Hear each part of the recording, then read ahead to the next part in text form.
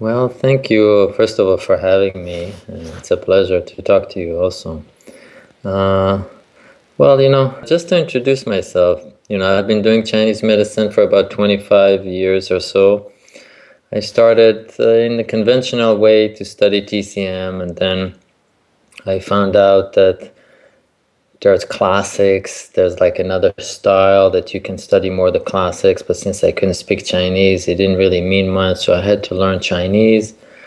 I traveled around the world. I lived in New Zealand, and then I moved to Germany. I started studying Chinese in the university there, but the pace was way, way too slow, and I realized I will never, ever be able to learn real good Chinese. So I started traveling to China back and forth many times, and I lived there several times for an extended period of times. And then I started doing what we would call today classical Chinese medicine. In other words, researching the Huangdi Neijing, Shanghan Lun, Jingui Yao Lue, try to memorize them, write them, copy them, old fashioned, like we heard traditionalists do. You need to memorize the text.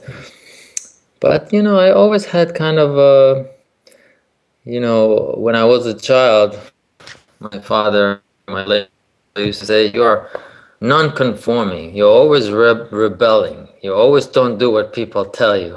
So actually, I think all my life is like this. I was learning the classics, and I learned that I have to do what people say, meaning not just the teacher right now, but what Zhang Zhongjing said, what the Neijing said. Like, you have to be compliant. You have to do what people tell you. In other words, you have to copy and do what others did. You can't really have your own thing. But this always bothered me. I had few teachers in the past, some of them very famous today. At the time, they were not famous when they were my teachers. But I remember talking to them, asked them critical questions. What does this mean? Why is that? Like many of us do in Chinese medicine. Why is it? And I always found kind of many closed doors, not necessarily because they didn't want to answer, it's just because there are no answers. It's not like we want to hide from you, it's really to try to ponder all kind of very difficult questions. Can you give us an example of one of those questions? What was the type of question that you were looking for those sort of answers from? For example, I use always the same example, but let me just use it again. I used to, when I studied Shanghanlun and memorizing it and copying it, there's description of the diseases. What is Yangming disease? What is Taiyin disease? What is Shaoyin disease? And I remember asking the teacher, but what is Yangming? He said, yeah, Yangming means you sweat a lot, there's a big pulse, constipation, whatever the Shanghanlun says the symptoms are, this is the disease. So I rephrased the question. I said, no, not what's Yangming disease. What is Yangming? And then they said, well, Yangming, the name is bright young. And I said, what the hell is bright young? Like, what does it mean? There's no answers. And I'm not just talking about contemporary teachers, but rather when I researched the commentators of the classics throughout history, I'm looking for these answers, and there's a lot of dancing around, but there's no real answers that you can resonate with, and you say, wow, clear. It's very clear. It's always kind of, it's just because, like, that's the feel. It's just because you're not enlightened. That's why you don't know. I can't really explain it to you. It sounds to me like what you were discovering was that it felt like there was a hierarchy, that only the privileged were allowed to be part of this privileged body of knowledge, but then behind there was no substance to it. Well, again, it's just my nature to be kind of rebellious and skeptic. But I really love Chinese medicine. So you have many skeptics of Chinese medicine that don't really know anything about Chinese medicine. They just think it's bogus. Thousands of years of Chinese medicine and nobody knew anything. So these are the regular modern skeptics. I just don't believe in Chinese medicine. But for me, it was different because I was completely entrenched in Chinese medicine, but being skeptic in order to try to find out what's true, what's not. Because when I learned the classics, people tell me, look, everyone was enlightened if they lived 100 years earlier or before. And I'm thinking about it, is it possible? It's like literature. Is it possible that every single person is enlightened, not one mistake? And if it is possible, how come they're all fighting with each other, saying opposite things? It couldn't be that everybody is right if they say exactly the opposite thing. Someone must be wrong. So this was like, I'm introducing myself. What kind of style of thinking am I having? It's not to criticize the classic. It's a kind of a skeptic, but skeptic in order to try to find out what is truth, what is not. Because at the end, we're practicing medicine, not philosophy. And In that other also sounds words, to me like the framework in which you're applying is really just a researcher's framework.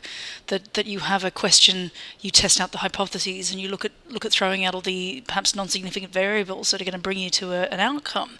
So it sounds like you're intrinsically a researcher at heart, and that process of applying research model to the Chinese medicine framework, perhaps. I agree with that statement, but there are, I think, throughout history, there were many, many people that were researchers or learners or copiers. And I just belong to that group that I like to question it and I want to find out what's right, what's wrong. And I was just start to saying before that it is because we're not only philosophers, or should be doctors or practitioners.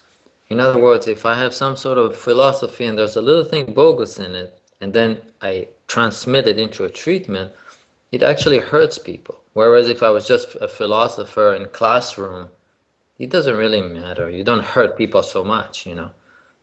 But that's where the responsibility feeling come from. Like you have to be real. You have to go to the bottom of things. You can't just say, well, because it has been practiced for 2,000 years, it must be real. That's my testimony. I find it inadequate. And so in practical terms, and this is what's intrigued me, and certainly why I made contact with you recently, in order to organise this interview, is that, I'm in contact with a lot of practitioners from all over the place, and around the same time, a lot of people contacted me and said, have you talked to Dr. Yaron Seidman about his approach, because it's so revolutionary, it's so contemporary, it's so different to the classics of Chinese medicine as we learnt in school, and that really intrigues me, because you've obviously had a huge influence over a group of practitioners who are ready for a new way of understanding Chinese medicine, and that's what I would love to hear from you. Is what is this new way of understanding?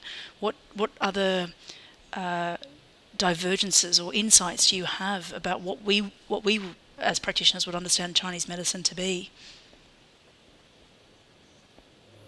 Well, the question is right on, and the truth is that the answers could be very extensive, like a very, very big answers from very different angle, and I'm just trying to summarize it quickly in an interview fashion and say, first of all, we believe that in Chinese medicine there is a lot of gold nuggets. There's a lot of good pieces of information to be found. It requires sifting through the materials and the logic to try to find out what's good. The other aspect to what I'm trying to accomplish here is how to make our medicine beneficial in the 21st century. So whereas modern medicine, drugs and things like that, or physical medicine, which I call square medicine, meaning medicine of the physical body, physicality, is extremely developed. And yet the talk or understanding about what life is, which I would call circle medicine, like the circle principle, is very underdeveloped. I also call it like we still didn't find the beginning of the circle, like where the circle starts, nobody really knows. But I think if we wanted to take in the history of Chinese medicine, the gold nuggets is actually this piece is talking about what does it mean to be alive, how are we connected to nature, to heaven that creates life. And this is in a nutshell, what am I aiming for is first using Chinese medicine, the classics, all the sages and the enlightened people that were, and that it was not everybody, and then try to find out of them what kind of meditation, contemplation did they have into the issue of being alive, not into the physicality.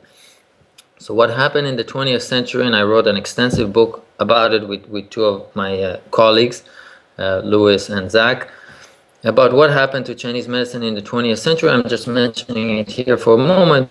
And this, of course, is your book, The Liberation of Chinese Medicine. Into a very physical. Excuse me. I'm just going to repeat that again, just because you seem to have dropped out. I'm going to turn my video off, and that should help with our internet connectivity. I won't be a moment. There we go. Are we still there? Yes. So you just Okay, you just dropped out for a moment when I had just introduced your book, which was the Liberation of Chinese Medicine. You introduced it. I didn't hear any of it. Your picture was frozen to me. Oh, I'm sorry. I've just turned my video off as well. So if I just introduce you again, so Dr. Seidman, that was your book, The Liberation of Chinese Medicine. Sure. Oh, so you just showed it? I can't see you anymore, but you just showed Yeah, my book? I've turned my video off just so it supports our better internet connectivity. I'm sorry about the break in the conversation there. Yeah, no, no problem. Considering that you are on an island, it's very exciting actually to have internet at all. You do. So so But so but but in a word, this book that we wrote, Chinese Medicine Liberation, is just to show, in as much as possible, an objective way, translating documents from the time, 1920s, 30s, 50s, 70s, what happened to Chinese medicine to become so materialistic or square medicine, physical like logic. And I think that it was good in the 20th century to survive as a medicine, but in the 21st century, there's a different space for Chinese medicine, and this is what I'm trying to create, like this kind of life medicine, life principle. And it's not necessarily that I'm making it up, but rather I'm trying to reintroduce these parts of Chinese medicine that talk about a life. So when I see a patient, it actually opening for the patient a different space. Like they go to the square medicine, all the physical logic of medicine, there's plenty of this, and it's very developed and very advanced, but it's only that space, and I'm trying to give them what we would call an alternative, another option, meaning a different kind of logic, different kind of healing method, and this is and where. how in practical terms does this play out in say for example a consultation with a patient? How does your approach differ to move away from that the square medicine approach to the circle medicine approach? Well, it's interesting because I'm teaching my fellows when they learn Hunyuan medicine. I said when a patient comes into the clinic, the first thing that you see is a circle. That's to your question, how is it different than square medicine? In other words, a circle has many, many meanings. And again, it's a very extensive topic. To introduce it here exhaustively is a little difficult. But generally speaking, a circle means the body's ability to connect on time, in timeliness, with nature's cyclical motions. So it does not talk about the body as the only thing, but rather it says you have a physical body, but you have to be harmonizing with nature in a cyclical way, not in a materialistic square way. In other words, when the morning comes up, you have to wake up. The nights come in, you have to come in yourself and go to sleep. In other words, in order to live healthy and long life, there are a few different things that need to be accomplished, but the first thing is that we need to harmonize with nature's cyclical motion. So when we start seeing physical diseases like back pain, headache, the eye is red, I feel nauseous, the analysis of the situation is not anymore physical. Do you have stomach yin deficiency? But rather it's a timely analysis, meaning is your yang ming, which has also the stomach and the mouth, are they moving on time, synchronizing with nature or not? If they're moving too fast or too slow, this is when you start seeing symptoms like I feel nauseous, I feel bloated, I have mouth sores, etc., etc. So in other words, the diagnosis in the clinic, seeing symptoms does not translate into a square materialistic view of a disease. Even if we say, let's say, liver qi stagnation, where it seems like we're talking about energy, but actually it has a materialistic logic to it. Like there's energy like electricity and it's not moving. This is the transformation of the 20th century, meaning of Chinese medicine. It's not that these are new. These logics were actually 2,000 years ago. They are very old. In the 20th century, they were just selected as appropriate to match Western science. It's not that they invented them. So therefore, when you study modern Chinese medicine today, you can see the reference from 2,000 years ago. It's not that they invented it, but rather it was subjected to a selection process. And actually, throughout history, different dynasties, different political situation, and so forth, Chinese medicine was always subjected to a kind of selection. This fits, this doesn't fit. But I think in the 21st century, the proper selection for Chinese medicine, or reintroducing things from the ancient Chinese medicine, is those that talk about the circle, or my connection to nature, harmony, These are all also very ancient ideas that on purpose were dropped out as superstitious, inappropriate for modern science, not scientific, in other words, not square, not physical. And so following on from that, I would love to hear your view on the Shen and how that fits in. And it's my observation as we do become more scientific as a model that we are in danger of losing qi and the Shen as part of our our platform for understanding health and disease. So perhaps you could share with us your just understanding of what the Shen in our medicine means. Well, I cannot tell you what Shen means for our medicine as far as many people are thinking, because each one has his own opinion as far as what spirit is and so forth. But I can share with you what I think about it. And again, it's not necessarily that I invented it, but rather I follow a certain trend. And that could be traced back easily if it's from the Huaishan school, Liu Yuan and this people from about 200 years ago from the Qing dynasty. But this understanding of what right now you ask me about Shen, or the spirit, that aspect of the person, in Hunyuan medicine is actually a very big department. And it's not just a name, like you have spirit, your spirit is good, or something, but rather it has a whole aspect of the medicine. You mentioned before the ledger of good and evil, and it's that department. We call it the Shin Fa department, or the heart method department. And specifically, if I would try to explain what spirit is, as I understand it, of course, is not anything that is ingraspable, unattainable, but rather it's what's inside the heart, which we lose at birth, or we lose connection with birth. We don't stop realizing it. In my language, we call it the true nature of the person, or the inner heart. In the Qing dynasty, they used to call it the D.A.O heart versus the human heart. So, meaning after we come into the world, we are born, the heart has to change from a state of unity. Like the baby, the infant is in unity with its mother, is alive, but it does not need to breathe and eat and have desires of any sort, because everything comes automatically through the umbilical cord. But the heart, or the external heart, what we call the human heart, has to go into a dichotomy stage to start having desires, likes and dislikes, so the baby can start breathing in nature and be hungry and eat, and take energy from nature, and so forth and so forth. This is the difference we make between the D.A.O heart, or the inner heart, and the outer heart, or the human heart. And so when we talk about spirit in Hunyuan medicine, we're actually talking about finding again, or rediscovering. It's not that it's not there, but we need to rediscover this inside heart. We call it also the infant, the unborn infant heart, which feels and recognizes this unity that we have with heaven.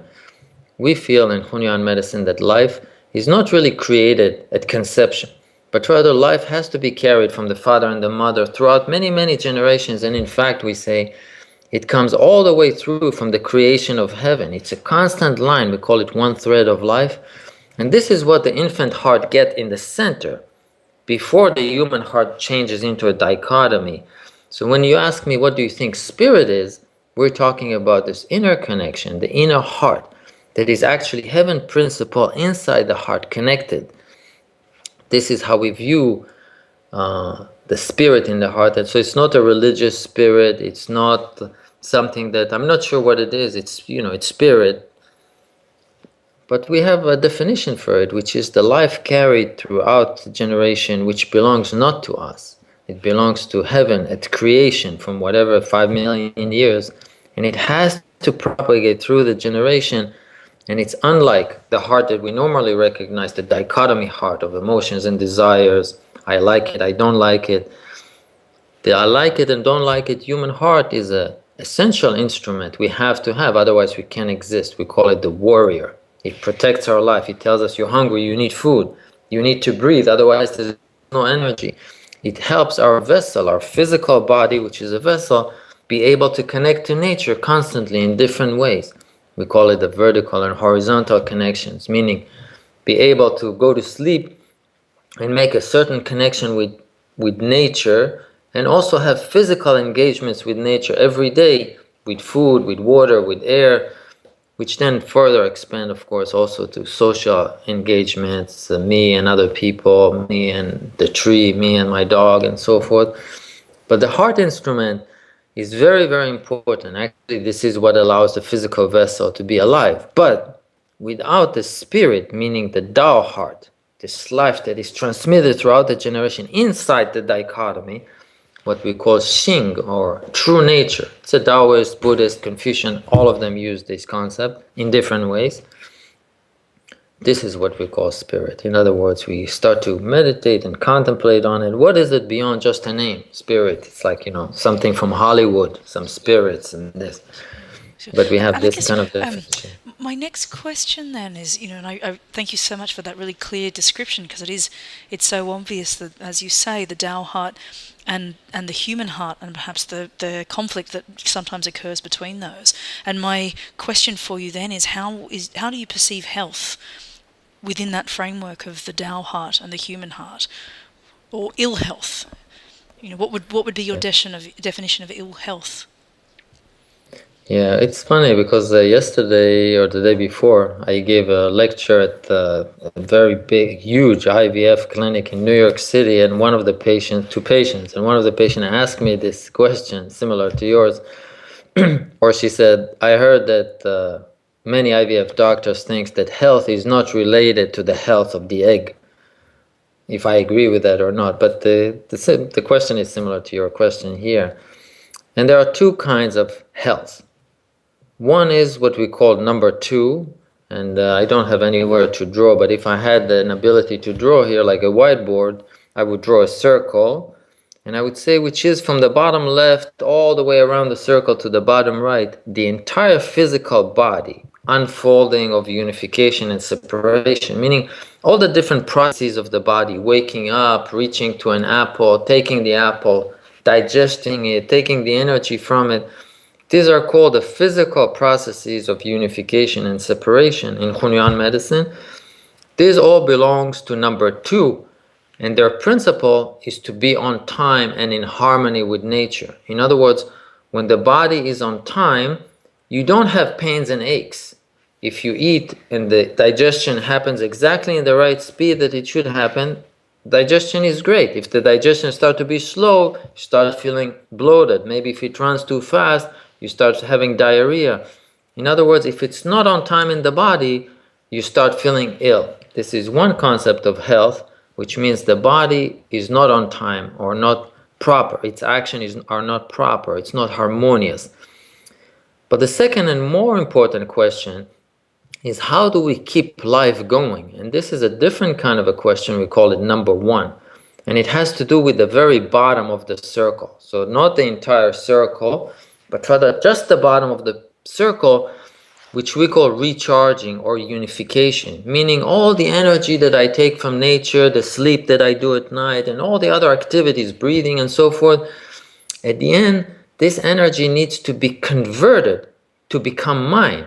So in other words, if I eat apples and a chicken and a fish, you look at me tomorrow or later today, there's no way for you to tell what I ate. I'm not starting to talk like a chicken. I'm not walking like an apple. The food, the material that I took, I break it, and most of it goes in the bathroom. I don't use it anymore. But the life from it, I take the life and it's being converted to become mine. This is called unification or recharging. In other words, if we stop the air from coming into the body, we only have 2-3 minutes of our own without any connection to nature. But if I keep on breathing and making this connection all the time, take air, take the energy from it, make it mine. Take air, take the energy from it, make it mine, over and over and over. It looks like there's another 2 minutes, another 2 minutes, another day, another year. All of a sudden it looks like I have many years, but they're actually always, because I was able to take energy from nature, make certain connections, convert it to become mine, and then it's my life. It's not an apple anymore, it's not a chicken. This all belongs for us in Hunyuan medicine at the bottom of the circle, meaning the ability to convert energy to become mine. So a child who is 5-year-old and an old person who is 90-year-old, they could eat the same apple. The apple has the same amount of calories or whatever you want to describe, but the child takes from it and he has a lot of energy converted to become his own, let's say 5 ounces. The old person take the same apple and he actually convert only half an ounce of energy to become his own. That's why they eat the same amount of calories, but the old person already has no more energy. He's very tired. He works very slowly. He can't jump like a little kid anymore, no matter what, no matter if he eats 10 times more than the child. This is what we're after in Hunyuan medicine, and this is the second more important concept of health. What does it mean to be healthy? It means that your ability to recharge is strong. So you have many more cycles to go, many more days, many more years. This is where I answered also this other patient. This is where actually health is very critical for egg quality, for example, or for any other diseases for that matter. So if I have a patient now that has an RA or rheumatoid arthritis that no doctor could heal, and they change drugs on her many times, and she's at the end of it. And she's been taking hers for 9 months now, and for a few months she's already off the drugs completely. And she comes a few days ago, I saw her, and she's like, yeah, this week my finger hurt a little bit. Like 9 months ago, she couldn't move, she couldn't close the finger. You know, she was in a very, very bad shape, and we were like having jokes on it. This is not for making the body on time. That kind of medicine can't reach this thing. But rather making the recharging ability strong, you actually make the person, I don't want to say younger because this is already a cliche. People, anti-aging medicine, it's not that kind of thing. But rather you increase the recharging ability of the person, then miraculously you can see many diseases getting better. And so my final question for you then, and thank you again for taking us through the different philosophical frameworks which sort of underpin the Hunyuan philosophy, or the Hunyuan approach, if that's a better expression. And so my final question for you then is, how do you see Hunyuan medicine influencing acupuncturists around the world today? What would you like your vision to be of where this medicine ends up? Well, the truth is, I don't have big dreams or any dreams. When I learn Liu Yuan, I'm translating now one of his books and commenting on it. He's like, you just need to do your thing with devotion and dedication. If it's small, if it's big, it doesn't really matter. You did what we call the complete heart. So it's not like if I become a Hunyuan medicine becomes famous and rich and this. It's rather you do the thing that you believe in it the most with a complete heart. If many people get to it, that's great. If 5 people get to it, it's the same great. It's not less. It's not the more the better, the more famous the better. But you always have this desire in the heart that if you believe in something and you think that it's good, that this goodness will propagate and will become more and more available. So at the end, there is no disappointment if it's only 100 practitioners or 200, like a few hundred that it is today, or if it is many, many thousands. There's only just this hope that, if it is good, if it has merit, and it's not just my imagination, if it really has merit in the world to be something that really can deliver goodness, that it will promote more goodness to more people. This is like the only genuine hope that someone can have in the heart. But it's not really high aspiration for it to succeed of any sort. It's like everyone does this little thing the best that he can with the most devotion that he can, and then when we reach the end of life, it's like your job is complete. You did to the fullest of your heart. This is where I'm coming from. It's not really a physical aspiration. Where do I want it to go? I just want to do the best I can, devote the best I can, and everybody that can do the same to help their patients, I think this is good. If you judge by history, there were many times, I don't know, even if it's like Mozart and the other guy, sometimes people, during their life, they're not destined to be big, but future will tell. Whatever has merit, survive. Whatever doesn't have merits, disappear. So this is, I think this is my real hope. It's like you do things with the utmost devotion. And then whatever merit you were able to accomplish, if it is worthy, it should continue. If it's not worthy, it's still good. You did your best, and it should not continue. It's that kind of an attitude. Well, certainly, again, in thanking you for being part of this interview today, that it was a couple of your very loyal students who had said to me it was important that we speak, and they were absolutely correct, and I do speak on their behalf to say thank you, and also that your influence, and we're talking people in Bellingen, Australia, different people in parts of Europe, so your reach is prolific and also very deep. So thank you again for setting time aside with us to share with the acupuncture professional community, and certainly I feel really privileged to hear from you, your vision, and your authenticity, and certainly look forward to sharing Hunyuan medicine with our acupuncturists from around the world. Thank you very much for having me. It was a pleasure.